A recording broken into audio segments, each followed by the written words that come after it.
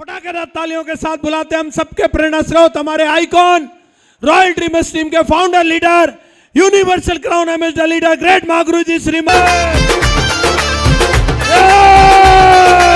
जबरदस्त।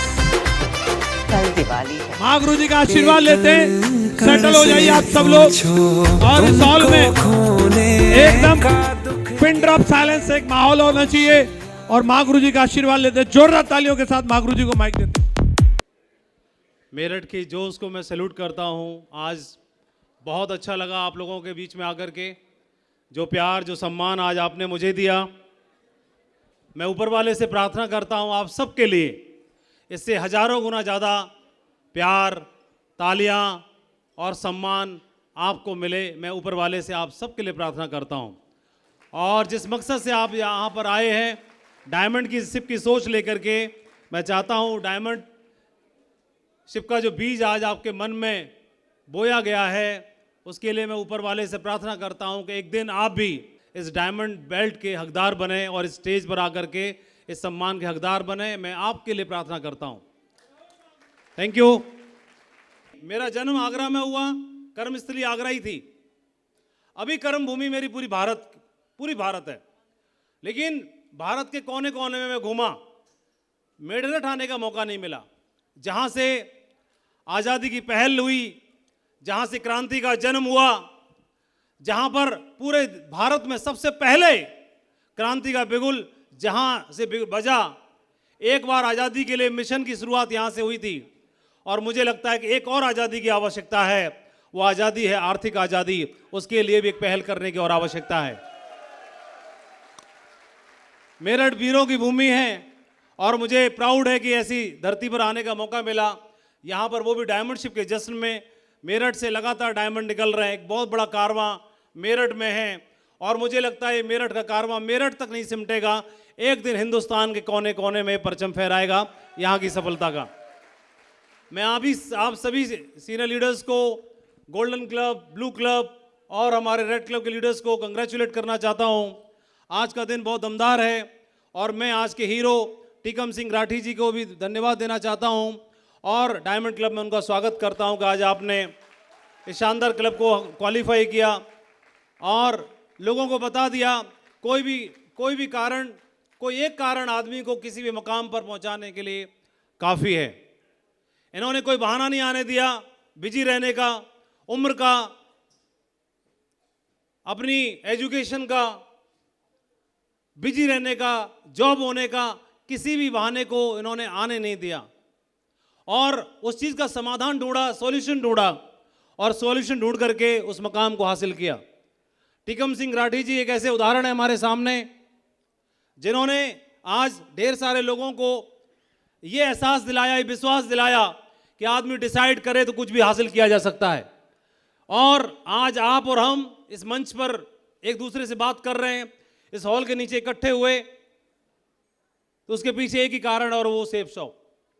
Safe shop नहीं होता तो शायद हम और आप बात नहीं कर रहे होते। उनमें बहुत सारे सवाल लेकर के आप आए होंगे, बहुत सारे सवाल कि सेफ शॉप ही क्यों, बहुत सारी कंपनियां हैं, यही क्यों, मेरा होगा कि नहीं होगा, मैं डायमंड बनूंगा कि नहीं बनूंगा, ये तो पुलिस में थे इसलिए बन गए, जसवीर जी तो लंबे हैं, स्मार्ट है इसलिए बन गए, कृष्णपाल जी तो बढ़िया दमदार बोलते हैं, दमदार जोश के बादशाह इसलिए बन गए, एलबी शर्मा जी तो बढ़िया किसानों में जान पहचान तगड़ी रही होगी इसलिए बन गए, विजयपाल जी पढ़े लिखे क्वालिफाइड थे इसलिए बन गए, पता नहीं मैं बन पाऊंगा कि नहीं बन पाऊंगा। बहुत सारे सवाल और इन सारे सवालों के जवाब ढूंढने के लिए हो सकता है आप यहाँ तक पहुँचे और मुझे लगता है कि सुबह से आप हर उस सवाल का जवाब ढूंढने की कोशिश कर रहे थे और तलाश करने की कोशिश कर रहे थे।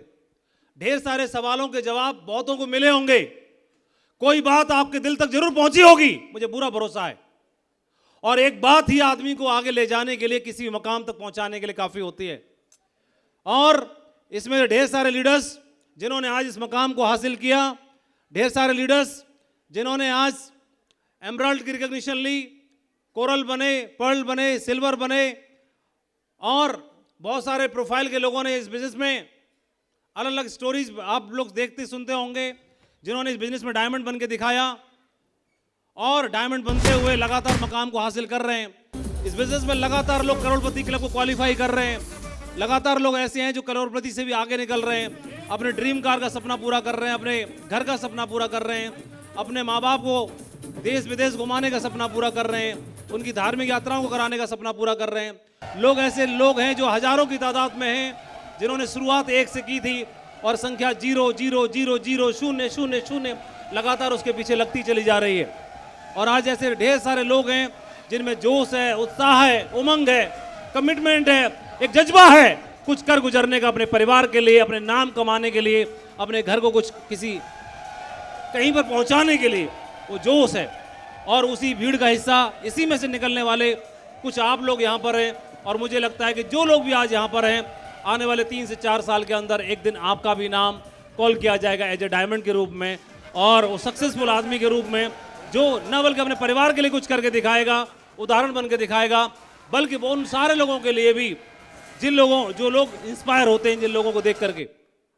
ये बहुत सारे आइकॉनिक लीडर्स हैं जिन्होंने इतनी बड़ी सफलता को हासिल करके दिखाया और एक विश्वास दिलाया कि सेब सब क्यों करना चाहिए। एक गांव का निकला हुआ एक किसान आदमी जो गरीब है, ब्राह्मण है, और इस बिजनेस में आकर के एक अमीर ब्राह्मण बन जाता है। हमेशा इतिहास में ऐसी कहानी पढ़ने मिलती है कि एक गरीब ब्राह्मण रहा करता था, एक गरीब ब्राह्मण था, लेकिन लाल बहादुर शर्मा जी ने कहानी बदल दी। अब उनके नाम के आगे गरीब ब्राह्मण नहीं बल्कि एक अमीर ब्राह्मण लगता है। कोई आदमी चाहे तो अपने बैरियर को तोड़ सकता है, ऐसा उन्होंने करके दिखाया। ये राशन का कोटा चलाने वाला एक नॉर्मल पढ़ाई लिखाई करके गांव से निकलने वाला लड़का अगर चाह ले तो कुछ क्या नहीं किया जा सकता है। इस बिजनेस में आपको भरोसा करके दिखाया कि इतने लोग अगर डिसाइड कर लें तो कोई किसी भी मकाम को हासिल किया जा सकता है। ये व्यक्ति जगुआर कार से चलता है, जगुआर गाड़ी से, और आप देखेंगे इंटरनेट पे सर्च करके देखना कि जगुआर ड्राइव करने वाले किस प्रोफाइल के लोग होते हैं, जगुआर जिनके घर में जगुआर ओनर किस प्रोफाइल के लोग होते हैं, और ये फॉर्च्यूनर ओनर किस प्रोफाइल के लोग होते हैं, और ये मर्सिडीज ओनर किस प्रोफाइल के लोग होते हैं। जब उस प्रोफाइल को आप चेक करोगे तो आपको प्राउड होगा कि एक दिन वो प्रोफाइल आपका और आपके परिवार का बन सकता है।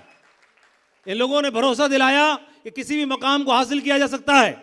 इन्होंने सफलता की एक ऐसी कहानी बना के दिखाई कि एक आम आदमी चाह ले तो भरोसा करके अपने परिवार का इतिहास बदल सकता है। ये वो लोगों की श्रेणी है। ये लगातार लगातार लगातार बनते चले जा रहे हैं और लोगों को विश्वास दिला रहे हैं एक दिन आपका भी नाम हो सकता है। तो क्यों सेब सोप करें? आप हजारों लोगों को प्रोत्साहित कर सकते हो, मोटिवेट कर सकते हो, इंस्पायर कर सकते हो, इसलिए भी सेब सोप कर सकते हो। आप अपनी जरूरतें हो रही हैं, उन जरूरतों को पूरा करने के लिए भी कर सकते हो, आप अपने सपने पूरे करने के लिए भी कर सकते हो। एक साधारण सा लड़का भीड़ में से गांव से निकल के आता है और चाह ले तो क्या कुछ नहीं कर सकता है।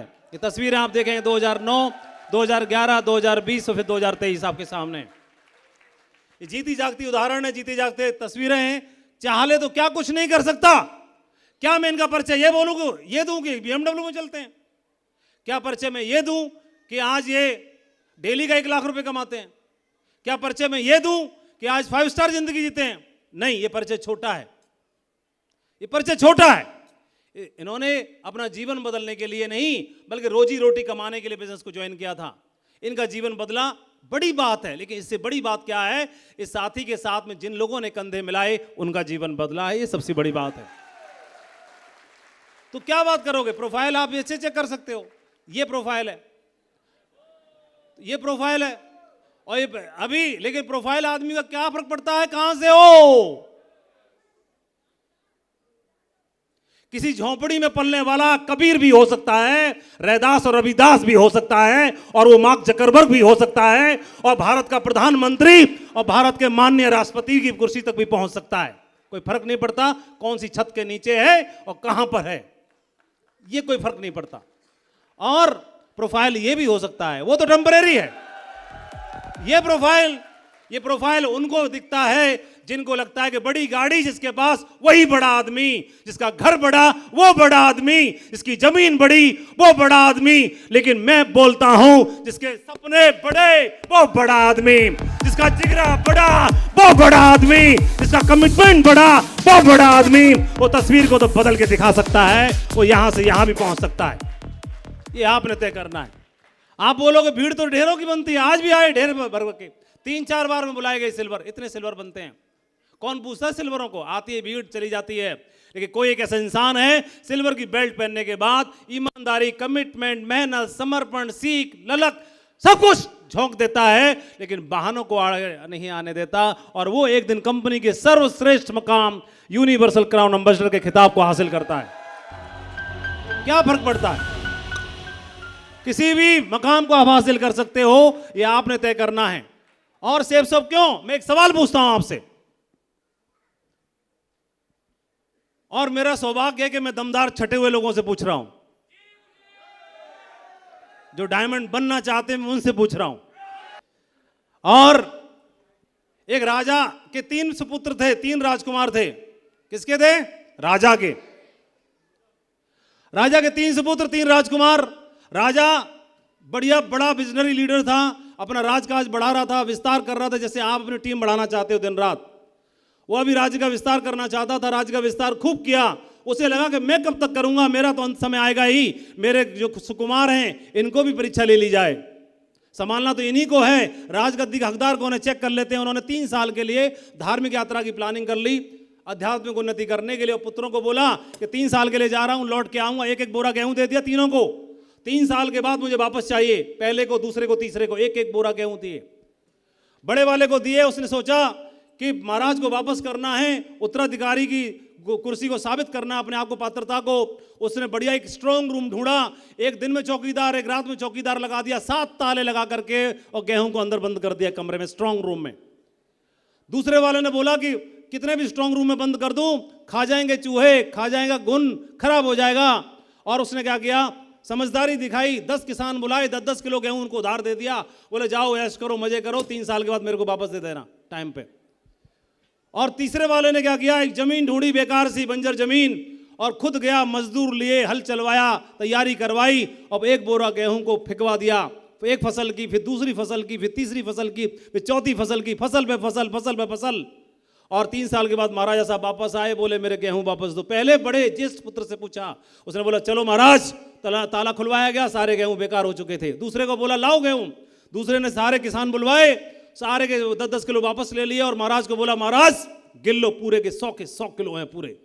तीसरे वाले से बोला लाओ, बोले महाराज मेरे साथ वापस चलना पड़ेगा बाहर, आपको महल के बाहर। और उन्होंने देखा कि 1000 बोरा से कई सारे ट्रक वहां लदे खड़े हुए थे। महाराज ये आपके गेहूं हैं, ये आपको तय करना है। अपलायन वही थे, एजुकेशन वही थी, डिग्री वही थी, सब कुछ वही था। कॉमन सेंस भी आदमी के अंदर होता है, परमात्मा ने सबको दे के भेजा है। कोई भी आता है कुछ भी बोल के चला जाता है, कोई भी आता है कुछ भी बोल के चला जाता है। वह बात जो आपको बोली जाती है, वह बात टीकम सिंह राठी को भी बोली जाती है, जसवीर को भी बोली जाती है, कृष्णपाल को भी बोली जाती है, लाल बहादुर शर्मा को बोली जाती है, देवेंद्र राघव को बोली जाती है, लक्ष्मण चौधरी को बोली जाती है, संदीप त्यागी को बोली जाती है, विजयपाल सिंह को बोली जाती है, और वही आपको बोली जाएगी। बोलने के बाद रिएक्ट क्या करें को?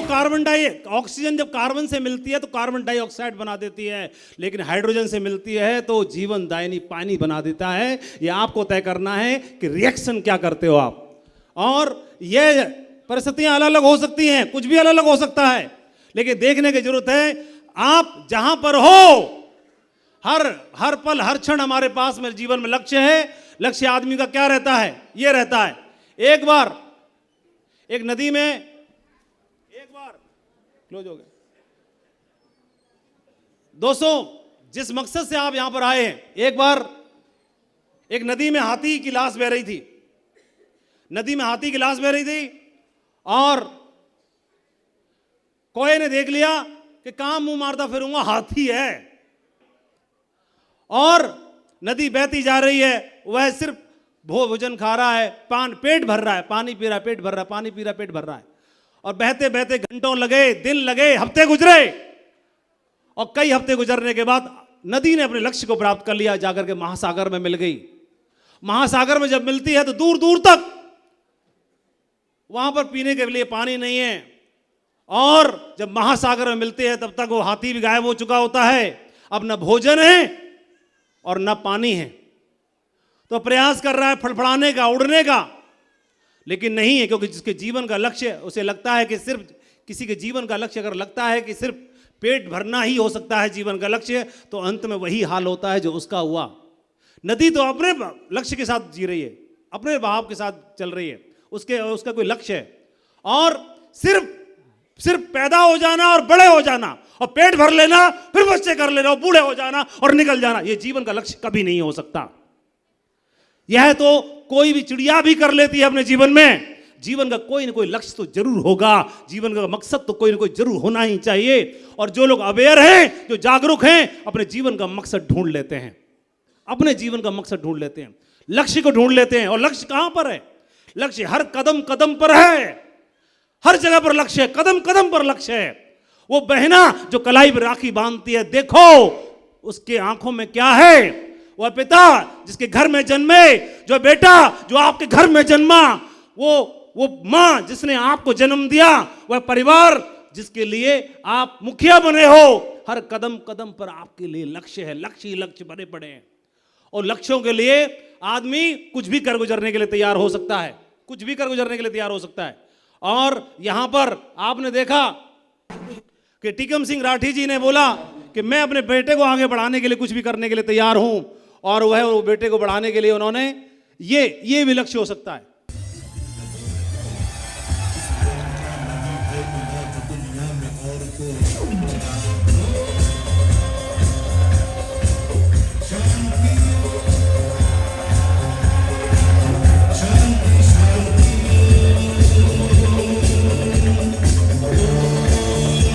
और आप भी ढूंढ के जाएगा आपके जीवन में क्या लक्ष्य हो सकता है। इस क्षेत्र में हर वर्ग के लोगों ने, बुजुर्ग लोगों ने, महिलाओं ने, बच्चियों ने, बहनों ने हर क्षेत्र में सफलता लेकर के दिखाई है।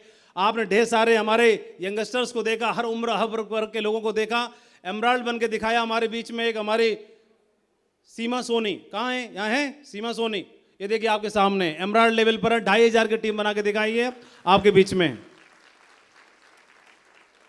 ढेर सारी महिलाएं हैं जो हर क्षेत्र में लगातार आगे बढ़ रही हैं और लगातार सफलता को हासिल कर रही हैं। इस बिजनेस को लगातार फैमिली बिजनेस है, और बिजनेस में क्या खुशी है, ये डायमंड महिलाएं यहाँ पर बैठी हैं डायमंड क्लब की, इनको देखेंगे, इनके चेहरे को देखेंगे तो आपको समझ में आ जाएगा कि जीवन में कितना बड़ा परिवर्तन होता है। 360 डिग्री का परिवर्तन हो सकता है। तो मैं आप सबका स्टेज पर आह्वान करना चाहता हूं कि आइए, मंच आपका इंतजार कर रहा है, आइए, इंतजार कर रहा है। हम लोग तो नॉर्मल पढ़े लिखे लोग थे, नॉर्मल एजुकेशन वाले लोग थे। जसवीर पूरी ग्रेजुएशन पूरी नहीं कर पाए, कृष्णपाल कर नहीं पाए, और बाकी पता नहीं किसी ने करी होगी तो नकल से भले करी होगी, ठीक है। क्योंकि मैं तो इनको जानता हूं ना, 5-7 साल से देख रहा हूं, इनको कुछ बोला तो लिखना नहीं आता। तो लेकिन अभी रियल घोड़ों की जरूरत है हमें, और मुझे मालूम है वो उन लोगों से पूरा हॉल भरा पड़ा है। अब आपकी जरूरत है तो चल दे। कितने लोगों के दिल में कुछ कुछ हो रहा है यहाँ पर, यहाँ